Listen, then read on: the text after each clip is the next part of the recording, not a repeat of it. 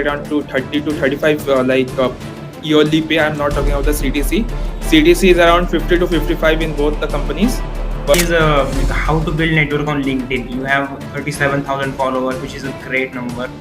But I solved around, I would say, 500 problems on lead code, and before doing lead code, I used to do on code forces where I did around 2,000 problems. So some real life projects, so like means you, if you are in your college, like I think in college you build projects like mini projects. Or before appearing in your first interviews, appearing for mock interviews is very essential. I have seen many people giving up Google offer and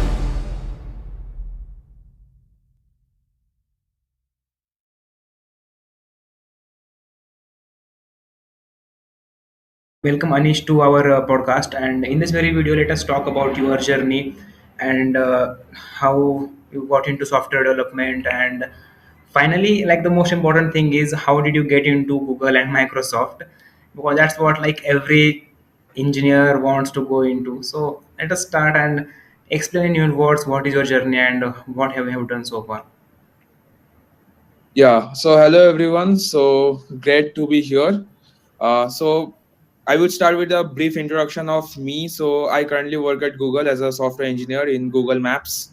And regarding my educational background, I did my computer science bachelor's in IST Shibpur, and I graduated last summer. That is in 2023, I guess. Coming back to the question that how I got into Microsoft and Google. So first of all, I would like to tell about my Microsoft journey. So my Microsoft journey started with a on-campus opportunity. So back in my third year or That's pre-final good. year, uh, Microsoft visited our campus for taking software engineer interns. They generally do visit every year for internships, and I got a internship through that on-campus drive.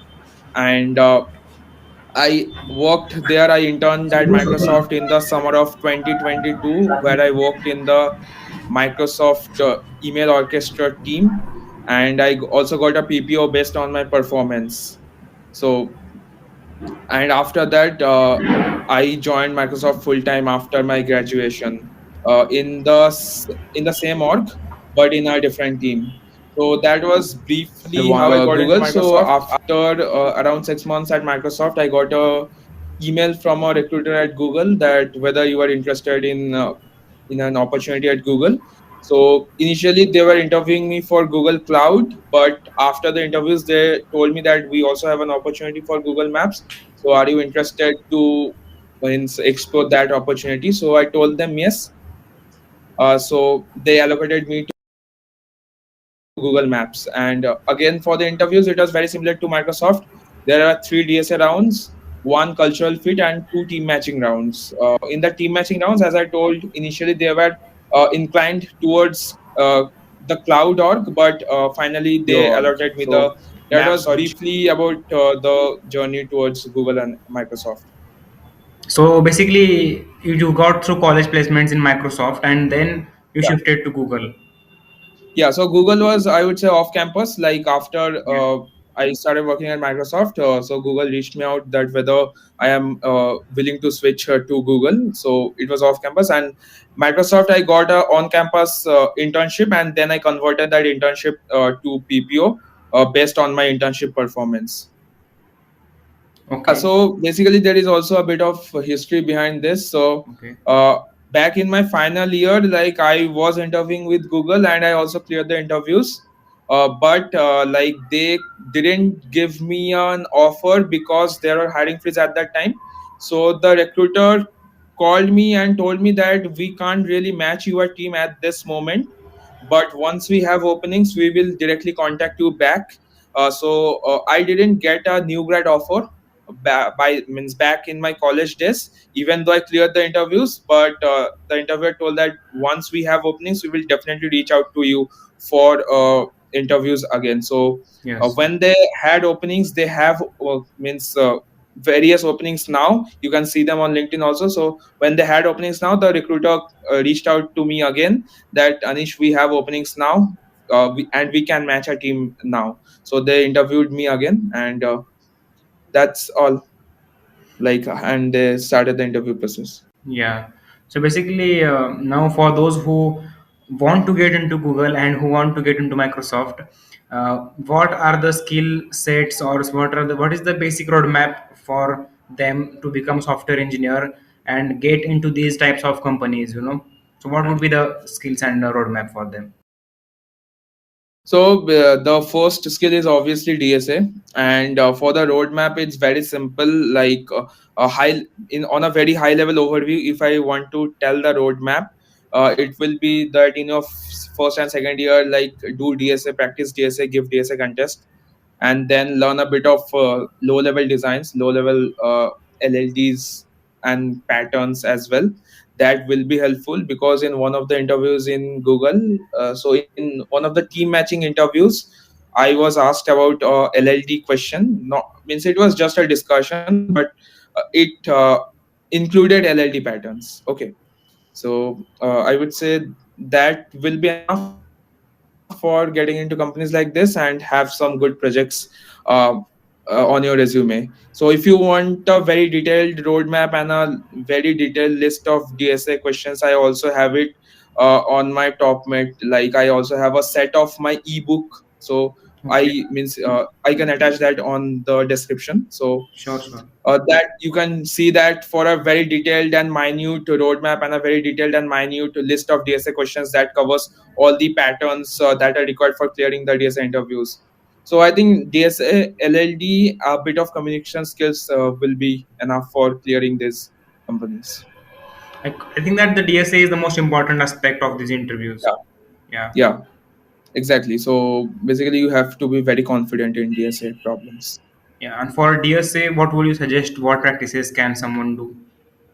For DSA, to be very honest, there are not much resources. It's more about practice, to be very honest. Lead code is enough. You don't need to go beyond lead code. If you practice well on lead code, if you give contests regularly on lead code, that should be enough. And Okay. like means practice DSA on lead code. That should be enough. That is enough. Lead code is enough, basically. Okay. For DSA, that would be Yeah, really enough. Yeah. And yeah. for projects, what kind of projects will you say to them? For projects, I would say that have some real life projects. Like uh, means you if you are in your college, like I think in college you build projects like mini Okay. projects or final year projects where you work with your professor, PhD scholars, right? So for me, like I worked on a ML classification model in my final semester with some PhD scholars and my professors. I put that project in the resume, and the recruiter was means many recruiters were really impressed with that project. So don't make clone projects, don't make to-do list, don't make e-commerce clones. All of those stuffs are really garbage. Try to make projects which are innovative, real life. So the project I made, it classifies Twitter post into derogatory and non-derogatory, right? So and I used BERT and Distilbert models, ML models to do that. So it was a 6 to 7, I think, a 7 8 months long project where we had a team of 6 members, 2 PhD scholars, and a professor and means to guide us. So build projects which are real life and which have an impact. Don't do like bullshit or garbage projects. Those really hamper the impression. Okay. So like if you are doing a good project in your college, like mini project or final semester project, put that on the resume. That's a good alternative for projects. Okay. So like basically, what was in your project that really like kind of hit the interviews? What? Let us talk about in depth about that project and share us in depth about the project. So basically, as I told, the project was very real life and it was a unique kind of a project. So it was a ML model which uh, classifies Twitter posts into derogatory and non-derogatory. Okay, so we built a model which takes in the details of the post, the images, the caption, the OCR text, and all of those, and then classifies that whether the post is derogatory or non-derogatory. Simple thing, but we built the model, and so the uniqueness is that the model was built and it was fine tuned by us, and the data set preparation was also done by us. Okay. So, so it was a large project. It took 7 8 months, and uh, we also did that under the guidance of PhD scholars and professors. So it was a project which had impact, not as I told, it's not something you clone a to-do app or clone a e-commerce website and put that on the resume. Because you see, it's a real life project. Because classifying whether a social media post is insulting or not insulting, it solves a real life problem. Because if somebody is putting out harmful or I would say insulting means content on the social media, it's harmful for the audience. So it solves a real life problem that it classifies harmful and non-harmful content on the social media. So have projects that has impact and has real life applications, and that has uniqueness. Okay. Simple thing. So like now that you have shared this real life project, like I think that you already also have some like pretty ideas that you couldn't apply and you couldn't do. But would you like to share those ideas that you wanted to do but somehow you didn't do, and that can also be like great projects for their resume? I think as such, like not so means I don't have such ideas, but I would suggest that make projects. Like your project can be on anything that you think will be valuable to the to the society or towards a certain problem. Okay, so one before having this project on my resume, I had another project which I would briefly describe. So during the COVID lockdown, like as we all know that 2024 grads couldn't visit the college until Yes. it reopened, right? So what we made a virtual tour of our campuses, or a virtual website that gives the minute details of our campus, right? So now it's a very simple static website, but the problem it was solving that uh, our juniors didn't see our college, so they don't know much about our college, right? So through that website they can get an information and they can get knowledge about our campus, about our culture, and about what goes on in IIEST, right? So if you find a problem, if you find something that needs to be solved, you can make project on that. Okay. So now that it is great. Like I think that genuinely the projects that are problem solving and has some real life impact, those are the ones that company are also looking for. Yeah. Yeah. So like now that we have talked about the skills and projects, let us talk about the interviews part and what like you have given interviews couple of, and I because of that you have that experience, and what would you say that people who are new to the interview and they don't know anything, they have not even given any interview for Google and Microsoft, which were the major questions asked? Yeah, so basically, as I told that for the preparation, DSA is enough. Now Yes. coming back to someone who is giving the first interview, Hmm. I think before appearing in your first interviews, appearing for mock interviews is very essential. Because you means getting your nerves under your control is very important in the interview. Like having control over your mind, it's very important. So once you give the mock interviews, you have control over your mind, and you can answer questions with a calm head, right? So I would suggest that anyone who is appearing for their first interview of their life or first interview for their internships, always have mock interviews with the person who has appeared for interviews before. So that will help you to calm down your nerves, and in the real interview you will be much more comfortable because you have that experience of the mock interviews before.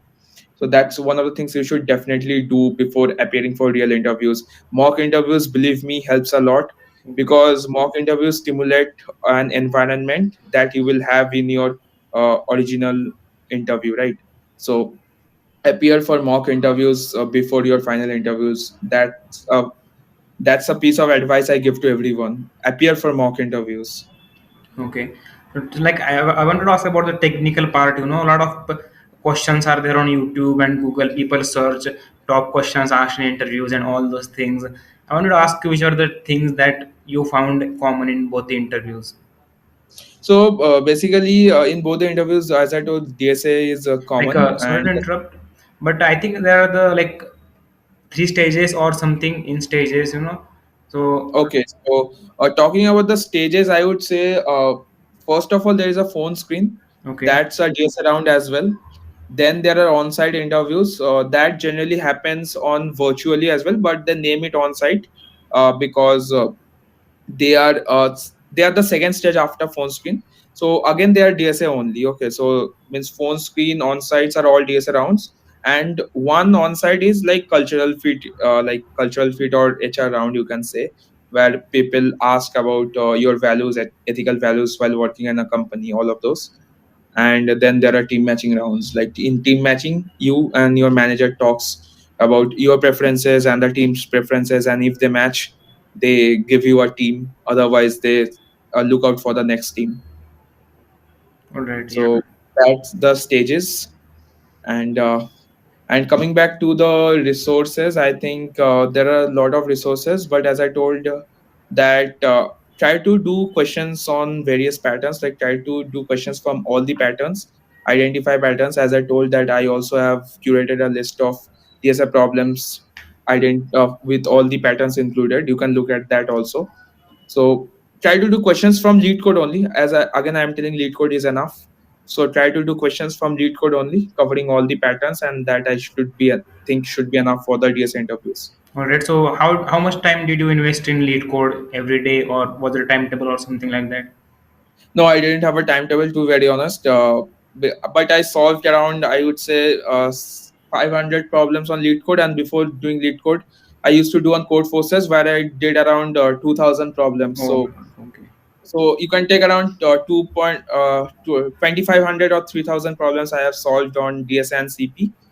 So I would suggest that if someone is solving 3 to 4 problems daily, he or she should be ready in 6 7 months with DSA. Wow, that's a huge number, Talk about the questions that you have solved. That is really like kind of awesome. And coming to the companies, Microsoft and Google, which one do you think is better for working, Uh, for work culture and all those things? yeah, so I think work culture in both of the companies is pretty same. I And didn't, to be very honest. first of all, Yeah. tell about common things in both of them, and then we can say the different things also. Yeah, so the common thing will be the work culture, as because both of them has a very good work culture. You get a lot of help from your team members, and I think there is not much difference in the values as well of the companies. Both wants to treat their employees well. uh, and I think the major difference between MS and Google will be your team, maybe the team you are working in. Like in MS, there are a lot of cloud teams, and also there are a lot of business teams as well. But in Google, most of the teams are really focused on B2C products. Okay, so I think that's one of the major differences. I can't go more into depth due to like NDA policies, but I think Microsoft has more of business facing teams, but Google has more customer facing teams. So that's one of the differences. And I think which one is better depends on the offer you get. Like I have seen many people giving up Google offer and switched from Google to Microsoft. I have seen many people switching from Microsoft to Google. It all depends upon the compensation you are getting. It all depends on the team you are getting. It all depends on the project you will be working in. So it depends on these three factors primarily. So and I think apart from this, all of the things are pretty similar. Work culture is very good in both of them. Facilities that you get from the company are very good. You get insurance, you get cab facilities, you get food, nap means resting rooms. So all of those are present in both Microsoft and Google. And like I think facility wise, culture wise, work life balance wise, both of them are great. So it all depends upon the team you are working in, whether you like the project or not, and like while switching, how much compensation you get. So it depends on these three factors whether you are choosing MS or Google. All right. So now let's talk about the compensation and what can the fresher get in the companies like both of them. Yeah, so I think the compensation primarily is around for freshers, not for me. I think when you graduate straight out of college, you get around 30 to 35 in both of the companies. It can vary. but around you can expect around to 30 to 35 yearly pay. I'm not talking about the CTC. CTC is around 50 to 55 in both the companies, but yearly you get around 30 to 35 in MS or Google. But after 6 months or 1 year, you get a lot more than that. Okay, and how So many people? yeah, so I was talking about the fresh grad compensation. So fresh grads can expect around 30 to 35 yearly compensation, not the CTC. It's the actual compensation that you get yearly, Okay, 30 to 35 lakhs per annum. yeah, yeah. And how many people do you think that give the interview and actually get the job? Like, what would be the percentage of them? I don't really have a number about the percentage, but Okay, just a guess. if you like give your interviews well, and if you cross the benchmark, they will hire you. I don't think they do it on a percentage basis.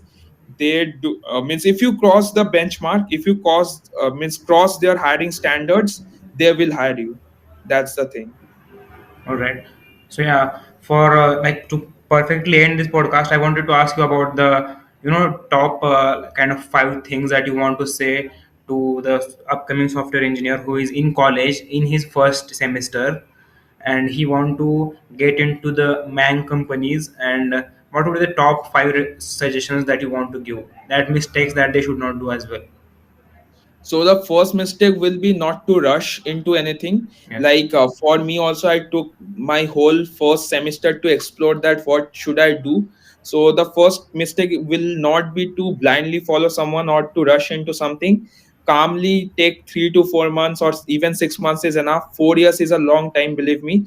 So take 5 to 6 months to figure out what you find interest in. It can be development, it can be DSA, it can be other things as well. It can be like non-coding skills as well. Okay, so try to find out what you are really passionate about. And let's say if you are passionate about development, do plenty of open source contributions, learn your tech stack well. If you are in, and also learn DSA, because DSA is a necessary skill. And start lead code as soon as possible. That's the second advice. Start on lead code as soon as possible. Try to learn the uh, algorithms, try to learn the data structures as soon as possible, and try to implement and get comfortable in solving problems as soon as possible. That's the second thing. The third thing will be, don't depend on your college, because college placement cells don't do much. Even if your college says that we have a very good placement cell, to be very honest, my college is a tier 2 college, it's a NIT. Even then I would say the placement cell is not very good, or like not much companies come in, like two or three hardly good companies come. So don't depend on your college placement cell. Look out for internships, look out for, I would say, freelance work right from your second or third year, so that you can build a good portfolio and you can build a good profile that will help you in your job search. So that's the third thing. Have internships, have work contributions in your field. And the fourth thing will be, like, by the end of your third year you should be well versed with DSA. You should have good communication skills, you should start giving mock interviews, and you should feel that your resume and your skills are ready for the job hunting purpose and like appearing for interviews. And the fifth thing will be, like, situations can be tough sometimes. It can take some time, sometime it can take longer. But ultimately, if you have good skills and if you have a good resume, and most importantly, one thing I forgot, you should also start making a network on LinkedIn and Twitter, right? So if you have a good network, if you have good skills, if you have a good resume, it might take a little bit longer in the current situation, but ultimately you will be able to land in a good product based company. So these are the five things I would say to someone who is starting their college journey Yes. and they are in the first semester. So try to follow these things. It's very simple. The most important thing will not be to rush and not to panic. Just keep calm and work on your skills. Everything else will fall into place. Yeah, yeah. And talking about the the last part, I would definitely ask you this, and that is like how to build network on LinkedIn. You have 37,000 followers, which is a great number, and a lot of people want to achieve that. So, like, how did you started with LinkedIn as well? So for starting in LinkedIn, it's very important to understand the niche, your niche. Okay. So I started posting CP stuffs because I was good in competitive programming. Okay, so if you're good at something, you can start posting content around it, but make sure you don't put content which are not very good, because let's say you start putting out like average quality content. Okay, so that will hamper your image in the LinkedIn network. Okay, so try to put out quality content. Don't try to put out content just for getting some followers. Okay, so try to put out content in which you have expertise. Try to put out quality content, and try to put out content that will help others. Okay, so follow these three things: content that will help others, content that you have expertise in, and content that have quality. So I think gradually you will grow your network, and whenever you have done something good, try to post that also. That helps in building your LinkedIn network and brand. Yeah, yeah. I think that these three steps would be really helpful for building the community on LinkedIn. And LinkedIn also helps, afterwards to get job and to build trust for companies as Yeah, well. yeah, exactly. Yeah. So thank you, Anish, for joining me on this podcast. It was really informative, and I definitely think that the students who are watching this will get benefited from this podcast, and they can also follow you on LinkedIn, and also your what ebooks and all those things will be linked in description. They can check that out as well. Hi everyone. If you like this video, make sure you hit the like button and also do subscribe. Share this video with your friends who are into these types of field, especially in software, IT field, computer field, in your college and your friend circle. They will be benefited a lot from this video. So yeah, this was it for today's video. Make sure you hit the like button, subscribe and press the bell icon for more such videos. And also let me know in the comment section who do you want or what from what field you want to be the next guest on our channel. See you in the next video. Bye bye.